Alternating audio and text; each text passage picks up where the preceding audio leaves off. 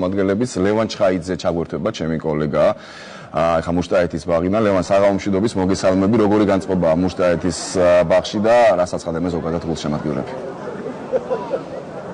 რა თქმა უნდა მუშტაეთის პარკში შეკრებილი გულშემატკივრები აქტიურად ხომაგობენ საქართველოს ნაკრებს და დაძაბული პირველი ტაიმის მერე იმედი აქვს ხომაგებს რომ საქართველოს ნაკრები მოახერხებს წარმატების მიღწევას როგორც უკვე აღნიშნეთ აქ იმყოფებიან საქართველოს მთავრობის წევრები და ეხლა ჩემს გვერდით იმყოფება საქართველოს ენერგეტიკის მინისტრი და ეროვნული ნაკრების ყოფილი კაპიტანი კახი კალაძე ბატონო კახი პირველ ტაიმს როგორ შეაფასებით როგორი იყო ჩვენი გამოსვლა ნუ საინტერესო შეხვედრა აშკარად ჩანს რომ ბიჭები თავიდან ცოტა დაბნეულები იყვნენ ჩემის აზრით პრინციპულად მნიშვნელოვანია რომ დაწნარდნენ, იმიტომ სანერვიულო ნამდვილად არაფერი არ აქვს, მე წარმატებები მინდა უსურვო, ნამდვილად აქვს იმით შესაძლებლობა რომ ნახევარფინალში გავიდნენ, მეტად პრინციპული და მნიშვნელოვანი შეხვედრა ეს ჩვენი ახალგაზრდებისთვის, მინდა ასევე აღნიშნო რომ ძალიან ბევრი ნიჭიერი ფეხბურთელი თამაშობს დღეს 19 მინუტთან ნაკრებში და წარმატებები მინდა უსურვო მათ.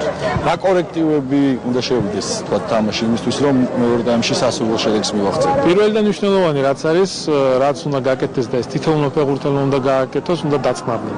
კიდევ ერთხელ ვიმეორებ, ნამდვილად არაფერი არ აქვს ანერვიულობთ. თქვენ თუ დააკვირდებოდით, სერვი ფეხბურთელებით აშკარად ნერვიულობდნენ, მაგრამ ჩვენებს უფრო ეთყობოდა ნერვიულობა, ამიტომ თავარია რომ დაწნარდნენ და ითამაშონ თავიანთი თამაში, რაც მათ იციან, რაც თავარი მწვრთნელისგან არის დავალებული, ეს არის მნიშვნელოვანი.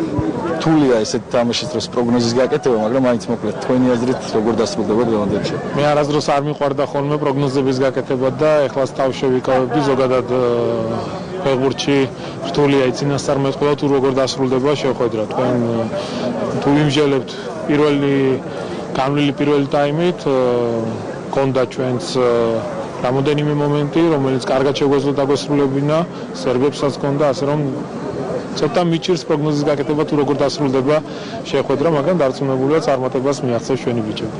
მედი ვიქონიეთ რომ ქართველი ფეხბურთელები მიაღწევენ წარმატებას და მოიგებენ დღევანდელ შეხვედრას. მე კიდევ ერთხელ შეგახსენებთ რომ საქართველოს ეროვნული 19 წლამდე ნაკრების ქვეჯგუფში გამოდიან ასევე საფრანგეთისა და თურქეთის ნაკრები გუნდები და სწორედ ისინი დაუპირისპირდებიან დღეს მოგვიანებით თბილისის დროით უკვე 21 საათსა და 45 წუთზე. ერთმანეთს და ჩვენი კიდევ ერთი სტუმარი არის საქართველოს სპორტისა და ახალგაზრდობის საქმეთა მინისტრი ბატონი ლევან ყიფიანი.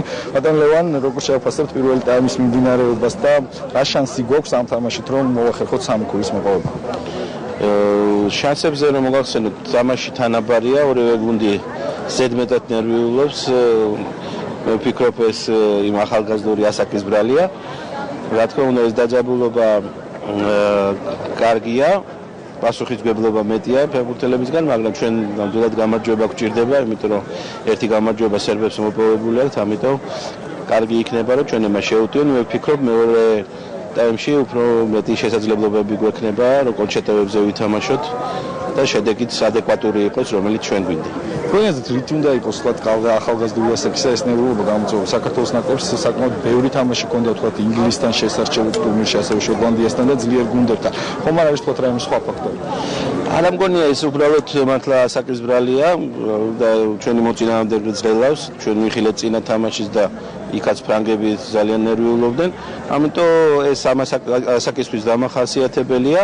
ეს იმის და მიუხედავად ბევრი თამაში აქვს ნაკრებს თუ არა აქვს ჩატარებული, მაინც ევროპის ჩემპიონატია და ძალიან დიდი პასუხისმგებლობა აქედან გამომდინარე ჩვენი ბიჭების ნერვიულობენ, რომლებიც ალბათ მეორე ტაიმში გადალახავენ ამ ნერვიულობას და შეეხება ზოგადად ამ გუნდის პერსპექტივაზე, რა თქმა უნდა, მუდმივად არის ხოლმე საუბარი, რომ თქვა არის კრიზისი, აღარ მოდიან ისეთი ტალანტები, როგორც თქვა გასულ წლებში. დღეს როგორი მდგომარეობა თქვა, არის თუ არა ამ გუნდის პერსპექტივა ის, რომ ამ სპორტსმენებმა ჩაანაცვლონ ეროვნული ნაკრების ფეხბურთელი?